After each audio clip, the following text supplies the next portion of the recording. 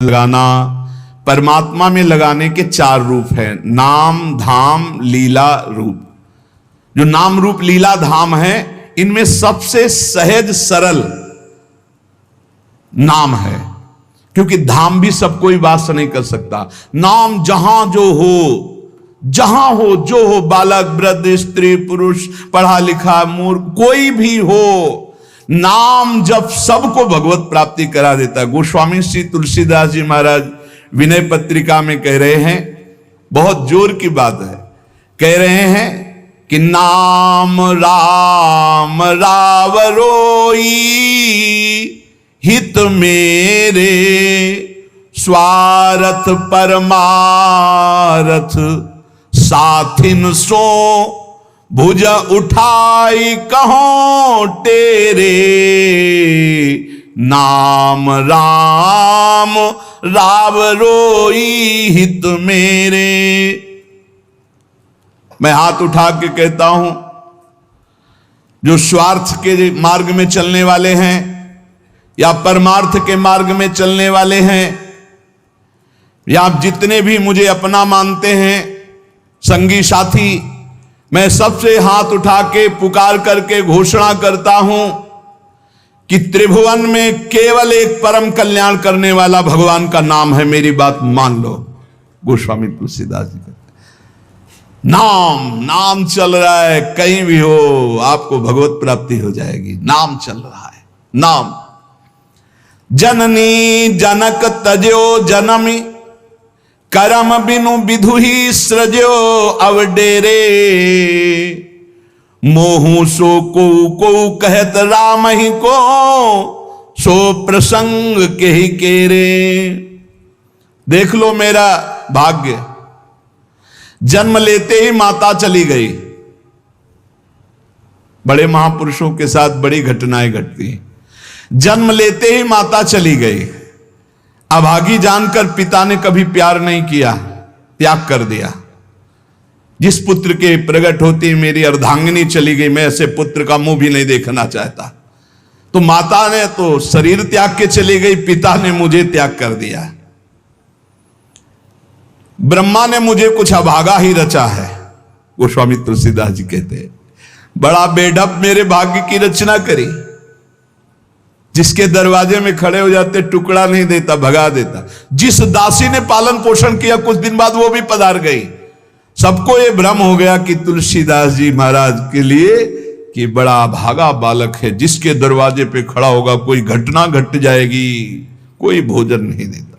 बोले ब्रह्मा ने कुछ भाग्य ही ऐसा रचा था।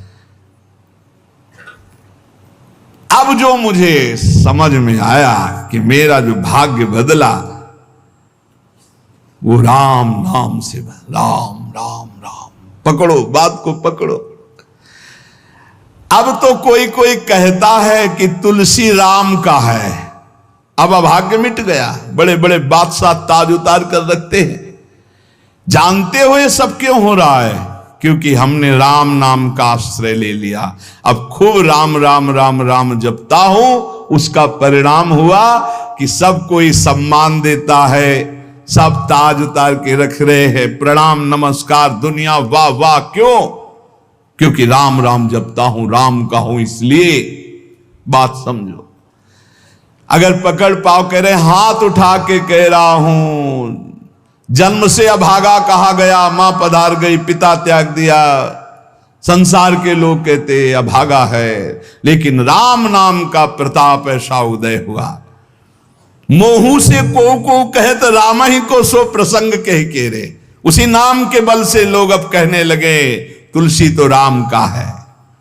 फिर ओ ललाट बिनु नाम उदर लगी, दुखो दुखित मोहि हेरे। आहा, जब मैं राम नाम का आश्रय नहीं लिए था, तब पेट भरने के लिए द्वार द्वार पर ललचा कर भूख से व्याकुल होकर खड़ा होता। उस समय मेरी दशा मुझे याद है कि अगर दुख देखे तो दुखी हो जाए, ऐसी मेरी दशा थी। बालक अवस्था, भूख से व्याकुल, दूसरे के दरवाजे पे खड़ा और धक्का मार के लोग भगा देते, अभागी है। फिर ओ ललाट बिनु नाम उदर लगी, दुखो दुखित मोहि हेरे। और अब बोले नाम प्रसाद लहत रसाल फल, अब हो बबूर बहेरे। नाम राम राव रोई हित मेरे। जब नाम जब शुरू हुआ तो नाम की कृपा से क्या हुआ कि बबूल और बहेड़े के जो वृक्ष थे अब उनमें आम लग गया। मान लो मेरा जीवन बबूल का पेड़ था, बहेड़े का पेड़ अपवित्र माना जाता है, लेकिन उसमें आम लग सकता है, लेकिन लग गया क्योंकि मेरा जीवन ऐसा था। आज परमानंद की बाढ़ आ रही। बोले वे किसके बल से? बोले राम राम राम, नाम के बल से आई। नाम प्रसाद लहत रसाल फल, रसाल माने आम का फल, अब हो बबूर बहेरे। पहले तो मैं कैसा था? बोले बबूल का पेड़, काटा ही उगेगा, दुख ही मिलेगा। और जब नाम का जप शुरू किया तो उसी बबूल में रसाल लग गया, आम का फल अर्थात महान आनंद। साधत साधु लोक परलोक ही, सुनि गुनि जतन घनेरे। तुलसी के अवलंब नाम को, एक गांठ कई फेरे। नाम राम राव रोई हित में। संत जनों ने, शास्त्रों ने जब कहा कि जीव के समस्त दुखों को मिटाने में समर्थ है नाम, बस उसके अनुसार हमने पकड़ लिया, नाम जप करना शुरू कर दिया। उनकी बात मान करके जब नाम जप किया तो लोक परलोक सब बन गया। हरिवंश महाप्रभु कहते यही परलोक सकल सुख पावत, मेरी सो भैया कृष्ण गुण संचु। इस लोक और परलोक में समस्त सुख आपका वर्ण कर लेंगे, मेरी बात मान लो, मेरी कसम है तुम्हें, तुम नाम जप शुरू कर दो। अगर दुख से निपटना चाहते हो, तभी लोग कहते बाबा का हर प्रश्न का उत्तर नाम होता है। इसलिए नाम है कि एकमात्र समर्थ नाम है जो सारे पापों को मिटा दे। पापों से ही दुख मिलता है। ऐसा कोई पुण्य नहीं है जो इतना समर्थ हो कि हमारे जमा के जमा गोदाम पापों को नष्ट कर दे। वो नाम, नाम संकीर्तनम यस्य सर्व पाप नाशम, समस्त पापों का नाश नाम से। लोक परलोक बनाना है तो संतों से सुना, शास्त्रों में सार बात पकड़ी, नाम कीर्तन, नाम जप। अब तुलसी ने तो एक ही सहारा पकड़ लिया है, राम राम राम, एक ही अवलंबन। जैसे गांठ तो एक ही होती है, लपेटा उसमें 100 मार दिए जाए, ऐसे ही साफ शास्त्र है, मेन बात है, पॉइंट की बात है, नाम जप। यज्ञानाम जप यज्ञोष्मी, जितना नाम जप कर लोगे उतने ही सुखी हो जाओगे। बात को पकड़ लो। गोस्वामी तुलसीदास जी कहते, तुलसी तुकाराम जी महाराज कहते हैं, संदेह मत करो, वही एकांतवास सफल है जो समाधि में है। समाधि कैसी है? नाम की समाधि, नाम का ध्यान, 2 अक्षर राधा, वही गूंज रहा है। अब समाज में बैठे हो तो एकांत, एकांत में बैठे हो तो एकांत। और अगर नाम जप नहीं चल रहा तो श्री तुकाराम जी महाराज कह रहे केवल एकांत में बैठे रहना प्रमाद है। एकांत में समय व्यतीत पड़े हैं वो प्रमादी है। तो कहा ऐसे एकांतियों को, जैसे सांप भी तो बिल में रहता है, गुफा में चूहा भी रहता है, पीछे आपने चर्चा सुनी, क्या उनको भगवत प्राप्ति हो जाती है क्या? हाँ, नए साधक को चाहिए कि कुछ समय एकदम शांत, जैसे आप लोगों के पास कुटिया है, कमरा है, एकांत कमरे को अपना गुफा समझो, सेवा और वाणी पाठ आदि किए, कुछ समय तो एकांत मिलता ही है। उस समय बैठ करके मन को प्रभु के चिंतन में, कई बार हम कहते हैं कि आप कहां हो, हजारों बार यहां सत्संग में कहते हैं नाम चलाओ, अंतर्मुख। जब हम सेवा में लगे हैं तो नाम चिंतन चल रहा है, जब सेवा से विलग हैं तो एकदम समाधिस्थ हैं, एकदम आनंद, नाम चल रहा जी। ठाढ़े बैठे परे उताना, कबीर काहे हम राय ठिकाना। चिंतन ही हमारे जीवन का सार है, इतनी बात समझ लो। अगर आपका चिंतन नहीं चल रहा, हम कोई महत्व नहीं रखते, इन सब बाहरी बातों का महत्व नहीं रखते, ध्यान रखना। खास बात है आपका चिंतन क्या चल रहा है। हमारे हृदय को प्रसन्न करने वाली सबसे बड़ी सेवा है आपका चिंतन। अचानक दृष्टि आपके चेहरे में पहुंचे और आपकी नेत्र दिखाई दे रहे अंतर्मुखता में, एक हृदय में शीतलता आ जाती है, हाँ काम हो गया। अगर साधक ऐसे चलेगा तो बहुत जल्दी काम हो। मुख वर्णत हरिवंश, चित्त नाम हरिवंश रति, मन सुमिरन हरिवंश, यह जो कृपा हरिवंश।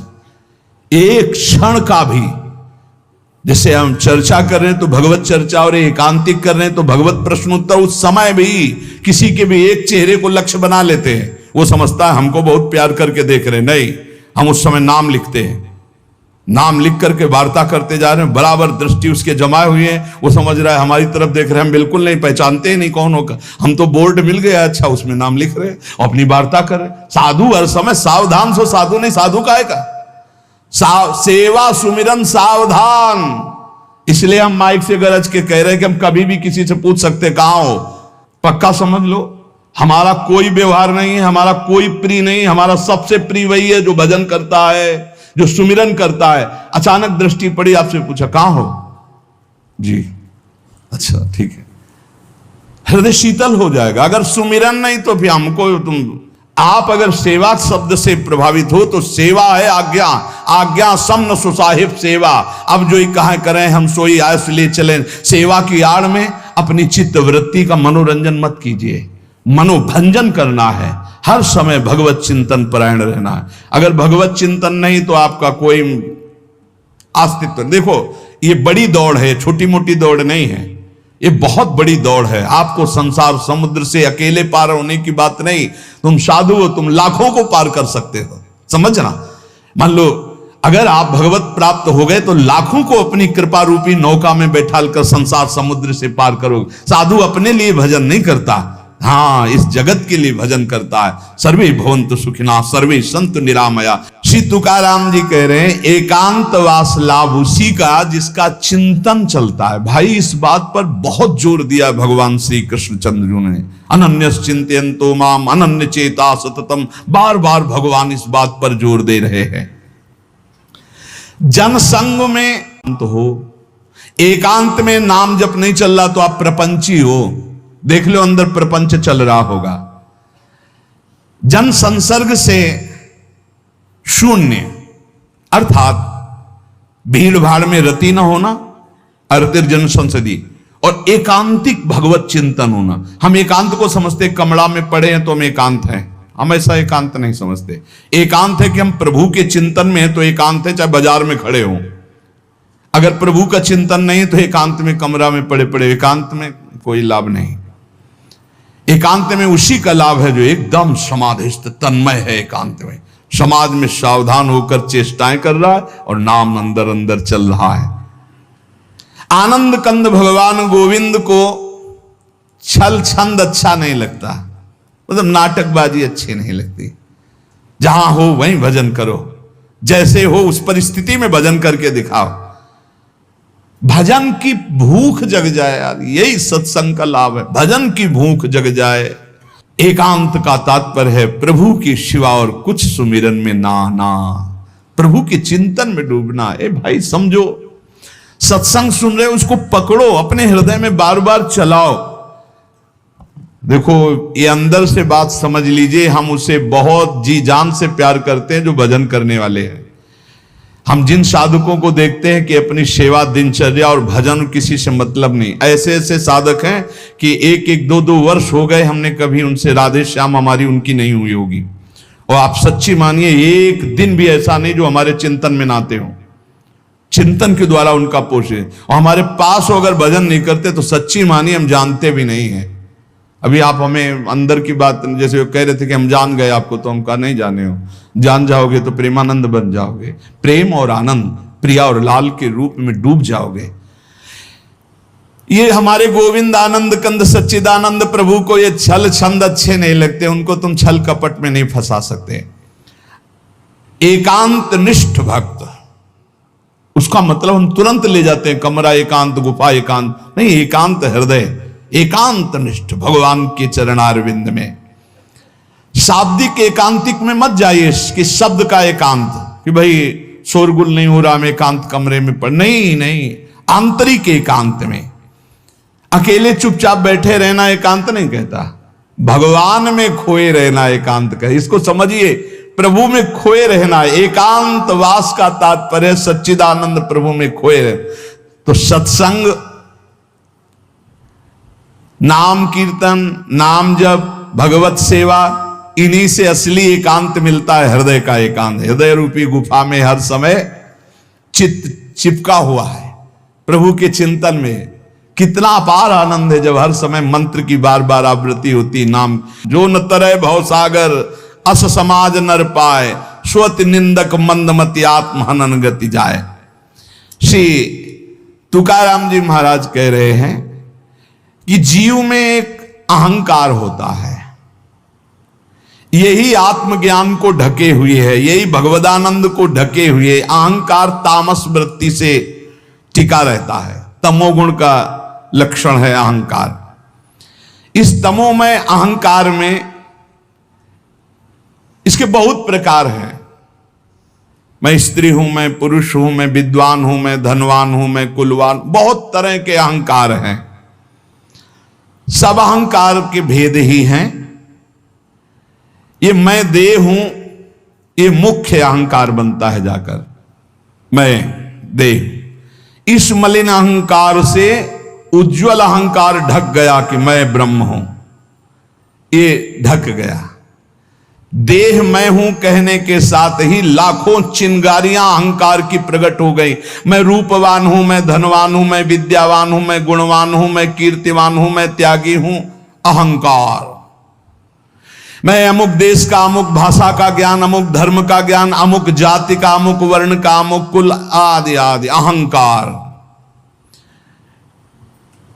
प्रकृति के स्वभाव में हर्ष और विषाद, स्तुति और निंदा, मान और अपमान, ज्ञान और अज्ञान, ये सब अहंकार के कारण ही भोगने पड़े। अहंकार। प्रकृति से परे जो परमात्मा है तब तक आंख उठाकर उसकी ओर नहीं देख सकते जब तक अहंकार है।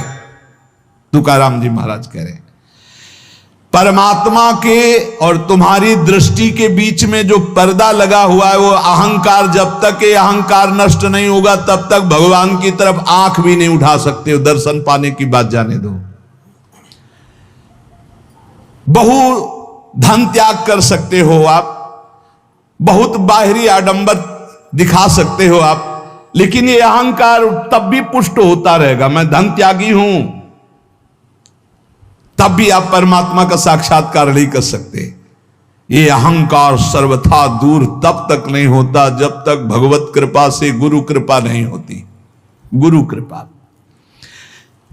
तभी तो तुकाराम जी के पीछे चैत्र में सुनाओ छटपटा रहे थे कि गुरुदेव मिल जाएं, गुरुदेव मिल जाएं। जैसे जैसे गुरु की कृपा अवतरित होती हृदय में, वैसे वैसे अहंकार का पर्दा भस्म होने लगता है, आग ही लग जाती है। अहंकार भस्म हो गया। जो ही अहंकार का पर्दा फटा तो सन्मुख परमात्मा का साक्षात्कार, वही अहंकार पर्दा है। जैसे कोई प्रवीण कला विद्या से युक्त हो पर आसन लगा करके अपने सामने पर्दा कर दे तो न कला दिखाई देगी, न प्रवीणता, न गुण, न वो। ऐसे ही समस्त कला समस्त विद्याओं के गुरु तुम्हारे हृदय में आसन लगा के बैठे पर अहंकार का पर्दा लगा, अहंकार हटा दो, समस्त गुण और विद्या के समुद्र भगवान का साक्षात्कार हो जाए।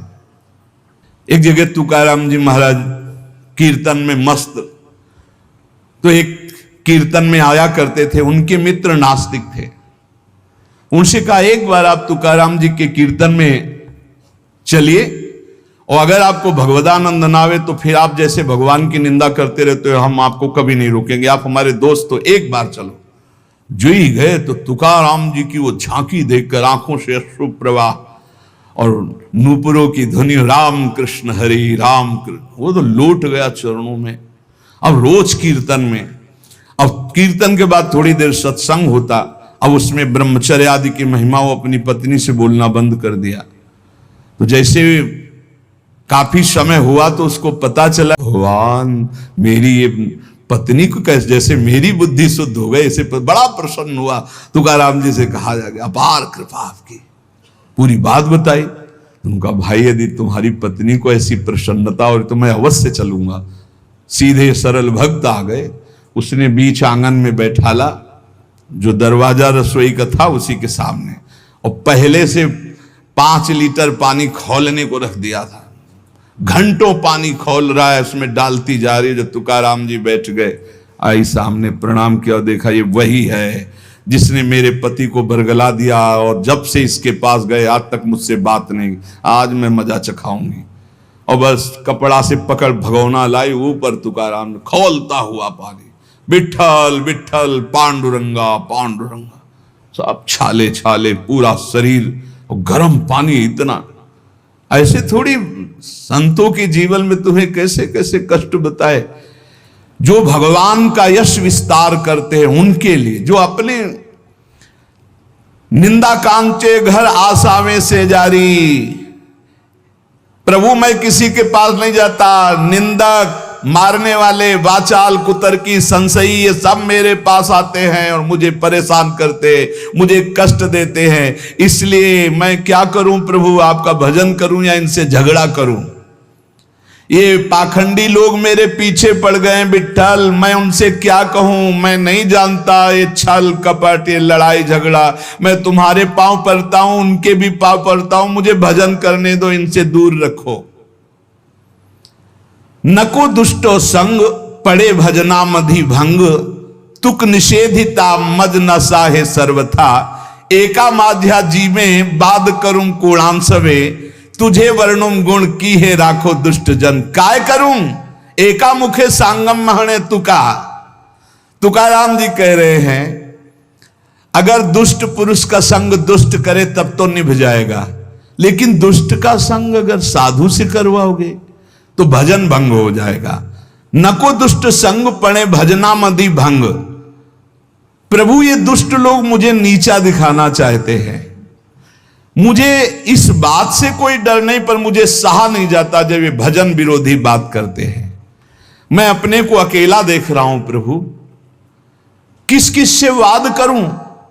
ये आपका गुण नहीं बखानते, ये दुष्ट जन आकर के आपकी अवहेलना करते। तुकाराम कहता है एक मुख है, किस किस को उत्तर दूं? इसलिए दुष्ट जनों का संग जब प्राप्त हो तो मौन ही सबसे उत्तम है, और भगवान को पुकारना, पुकार करके अलग रहना। और ये प्राप्त होगा जब आपका अच्छा भजन चलने लगेगा तो दुष्ट लोग पीछे लग जाएंगे। ये भगवान का ऐसा है। देखो जिसका भी उत्तम भजन हुआ उनके साथ ये घटना घटती है। उपासक को अनुपम आनंद की प्राप्ति एकांत लाभ से होती है, पर केवल एकांत में बैठे रहना एकांत लाभ नहीं है। एकांत लाभ का मतलब है समाधि, चाहे वो सबके बीच में बैठा भी हो। ये अहंकार किसी भी गुण कला विद्या से नहीं मरता है, इसको और अहंकार हो जाता है, मैं कलावान हूं, मैं विद्यावान हूं, मैं गुणवान हूं। अरे यहां तक कि मूर्खता का भी अहंकार होता है। चित्त में अहंकार को पोसते पोसते अनंत जन्म व्यतीत हो गए, अब भगवान के मार्ग में चले तो नम्रता का अहंकार हो गया। ये भी है, मैं बहुत सरल हूं। अरे कितना बोझा लदा है अहंकार का। तुम और समझो, धूर्तों को धूर्तता का भी अहंकार होता है। कल्याण के मार्ग में चलने वाले साधकों के अंदर ये अहंकार प्रकाशित होता तो देख पाते हैं, अज्ञानी लोग नहीं देख पाते हैं। ये साधकों को क्लेश देने लगता है, तब जान ले कि इसके मिटने का समय आ गया। जिसको अहंकार चुभने लगे, एक साधक रो रो के कह रहे थे कि मुझे ऐसा अहंकार है कि मैं दैन्य हूं, भगवान की विशेष कृपा मेरे ऊपर, मैं बहुत भजनानंदी हूं, क्योंकि हर समय नाम जप करता रहता हूं, तो मुझे डर लगता है कि इस ऑपरेशन का कहीं कोई कठोर विधान भगवान न कर दे। तुमका उसे डरना तो चाहिए, क्योंकि भगवान ऑपरेशन तो बहुत अच्छा करते हैं, पक्का करते हैं, पर घटना बहुत। तो बोले मुझे डर लगता है, मैं सहन नहीं कर सकता कि अगर कोई ऐसी घटना आई तो यही अहंकार है, वो बचना चाहता है। तो हम कहा डरो और भगवान से प्रार्थना करो, नहीं तो ऑपरेशन थिएटर साथ ही लिए घूमते भगवान, पता नहीं कब कहां कौन सी घटना घटा दे कि सारा अहंकार मिट्टी में मिल जाए। तुकाराम जी महाराज कहते हैं पहले पहले जब साधक जानने लगता है कि अहंकार मेरे अंदर जागृत हो गया, तो जहां तहां सम्मान से बचने लगता है और उसकी वाणी का लोगों पर प्रभाव पड़ने लगता है। तब अहंकार उपाधि रूप धारण करने के लिए फिर आ जाता है चौड़े पे। बहुत बड़ा युद्ध है। तुकाराम जी कह रहे हैं कि जो असावधान है चारों तरफ से चोर उसका माल चुरा ले जाते हैं। ऐसे ही अहंकार की वृत्ति साधक को असावधान कर देती है और उसका सारा भजन भगवत भाव सब ये काम क्रोध लोभ मोह चुराने लगते हैं। अब मुझे तो डर नहीं, क्योंकि मैंने बहुत बड़े बलवान का आश्रय ले लिया, पांडुरंगा। हे हरि अब तुम संभालो, अहंकार का ऑपरेशन आप करो, आप इसको संभालो। पदो पदिम नारायणा तुमची करीन भावना। हे हरि हे नारायण अब तो मैंने सब तुम्हारे चरणों में अर्पित कर। ये बहुत बढ़िया बात है। आखिरी बात, अपने अहंकार को नष्ट करने के लिए भगवान के सामने पेश कर दो। हे महावैद्य अहंकार रूपी फोड़ा बढ़ रहा है, इसको बैठाल दो या ऑपरेशन करो, अब आपके सहारे हैं, आप देख लेना, वो ठीक कर देंगे। बहुत कृपालु हैं वो, कहीं ना कहीं ऐसी लीला रचेंगे कि बिल्कुल अहंकार ठीक हो जाएगा। सच्ची मानो भक्तों के जो पैर फिसलते हैं तो कीन हो इसका बहु अभिमाना सोखो वंचा कृपाली धाला। भगवान उसके अहंकार का नाश करते हैं। अहंकार भगवत भाव को नष्ट करता है, भगवत भाव अहंकार को नष्ट कर देता है। बात समझना, जब अहंकार भजन करते हुए बढ़ता है तो भगवत भाव नहीं आने देता है, और जब गुरु कृपा से भगवत भाव बढ़ता है तो इस अहंकार की धज्जियां उड़ा देता है। इसलिए हम भगवदानंद की प्राप्ति के लिए कंचन कामिनी कीर्ति तीनों खाइयों से बचने का प्रयास भगवान के नाम बल से करें। अधिक से अधिक आंतरिक एकांतिक हृदय को देखते रहें कि प्रभु के नाम में लगा है कि नहीं, और किसी भी बात का हमारे अंदर अहंकार ना आने पावे। यदि अहंकार आवे तो भगवान की शरण में होकर पुकारें कि हे नाथ मेरे इस मलिन अहंकार का नाश कीजिए। अगर हमारा जीवन सावधानी पूर्वक गुरु कृपा से चलता रहा तो इसी जीवन में अहंकार नष्ट हो जाएगा और भगवान का साक्षात्कार हो जाएगा, जो जन्म जन्म की बिगड़ी बन जाएगी। समस्त साधकों से गृहस्थ विरक्त सबसे प्रार्थना है, रोज के सत्संग का सार विषय है कि आप अभी तो सत्संग सुन रहे हैं, लेकिन इसके बाद आपका चिंतन क्या है। आप जब यहां से चलते हैं तब आपका चिंतन क्या है, आप जब घर की दिनचर्या में होते हैं तब आपका चिंतन क्या है। ये कोई संसारी ड्यूटी नहीं कि आप कथा सुने, आप वाणी पाठ के, इसके बाद आप फ्री हो गए, आपका काम हो गया, आप हर समय मनोरंजन सांसारिक नहीं भाई, हमें हर समय सावधान। यहां तो सावधानी है ही, क्योंकि समूह में हो, एकांत में विशेष सावधान रहकर नाम जप करो। देखो नाम जप चल रहा है ना, कोई भी विषय आपको नहीं बांध पाएगा। हम कई बार कुछ साधकों से कहते कि विषय सेवन तभी बांधता है जब आप नाम जपने का। अगर आपके अंदर चल रहा है राधा वल्लभ श्री हरिवंश राधा वल्लभ श्री, आप प्रसाद पा रहे हो, आपको स्वाद नहीं बांध पाएगा। कोई भी भोग कोई भी विषय तभी बांधता है जब आपके बीच में भगवत स्मरण नहीं होता। इसलिए हम कहते हैं चिंता मत करो, चिंतन करो, नाम को बार बार पकड़ो। नाम पकड़ लो, विषय के बीच में रहते हुए भी विषय आपको नहीं बांध पाएगा। बस बात समझना है। जब समझ में नहीं आता हो, हम डरते हैं तो हम कहते हैं विषय फेंक देते हैं। इस विषय को फेंक दोगे, लेकिन इसका जो राग चिंतन है, समझो, तन छाड़े मन गही रहे दोनों ही दुख होए। बात को समझिए, साधक समझता नहीं। तन छाड़े और मन गई रहे तो दोनों ही दुख होए, और रसबल छूटे जो विषय तब ही तो सुख होए। समीप है ये विषय, लेकिन अंदर से भगवत चिंतन का आनंद है। ये विषय क्या कर लेगा। अब बाहर से फेंक दियो, अंदर से इसका चिंतन हो रहा है तो बहुत दोनों ही दुख होए। उपासक नाम न छोड़े। जब उनसे कहते ना ऐसा कैसे हो सकता है, करके तो देखो ऐसा होता है, ऐसा ही होता है। विषयान गृहणंत मुंचंत, वह स्थिति तभी आएगी जब आप नाम में स्थित है। नाम में आपका मन स्थित है। अब आप विषयों का बीच में है तो भी कोई सेवन हो रहा तो कोई फर्क, त्याग हो रहा तो कोई फर्क नहीं। आप इस स्थिति को प्राप्त करने के लिए नाम पर ध्यान दीजिए। नाम जब चलेगा तो रमा विलास राम अनुरागी, तजत बमन जिम जन बड़ भागी। इसलिए भाई चूकिएगा नहीं, बहुत महिमामय समय है। खूब नाम जप करके भगवदानंद की प्राप्ति की जाए। इसी जन्म में प्रिया प्रीतम से, हाँ बिल्कुल आमने सामने उनके चरणों में लौटे, उनकी सेवा। ये घर के लोग हैं, ललिता विशाखा चंपक चित्ता, ऐसा अपने परिवार है, वहां चलना है। हम भूल से आ गए संसार में, अब हमें अपनी भूल मिटाकर फिर धाम पहुंचना है। बिल्कुल नजदीक आ चुके हैं, बस दरवाजा क्रॉस करो, चिदानंद धाम में प्रवेश हो जाएगा। शेष चर्चा आगे। श्री राधा वल्लभ लाल की।